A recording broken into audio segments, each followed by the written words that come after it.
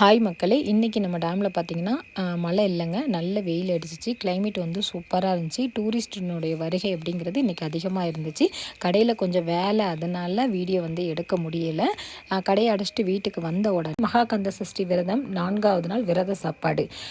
உப்பு போடாமல் சோறு பொங்கிட்டாங்க. கொஞ்சமாக புதினா இருந்துச்சு, புதினா சோறு கிண்டிடலாம் அப்படின்னு சொல்லிட்டு.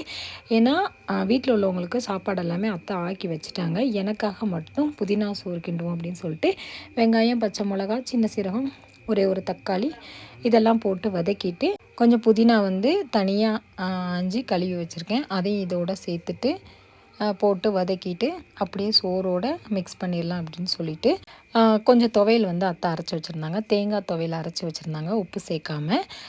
இன்றைக்கி நைட்டு புதினா சோறும் தேங்காய் துவையலும். இது தாங்க 4ஆம் நாள் விரத சாப்பாடு. ஹஸ்பண்ட் சொல்லிட்டாங்க, நான் தான் சாப்பாடு போட்டு தருவேன் அப்படின்னு சொல்லிட்டு, சரி அவங்க கையாலேயே போடட்டும் அப்படின்னு சொல்லிட்டு அவங்களே போட சொல்லிட்டேன். நம்மளோட பூஜை ரூமில் வந்து நிறைய வேல் வச்சுருக்கேன் அப்படின்னு சொல்லிட்டு ஒருத்தங்க கமெண்ட் பண்ணியிருந்தாங்க.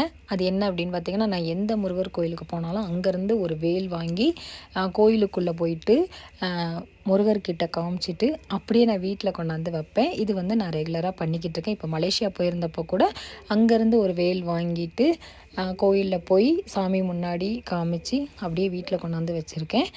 ஸோ மக்களே, இந்த வீடியோ பிடிச்சிருந்தால் மறக்காமல் லைக் அண்ட் ஷேர் பண்ணுங்கள். உங்கள் எல்லாருக்குமே குட் நைட். வெற்றிவேல் முருகனுக்கு அரோகரா.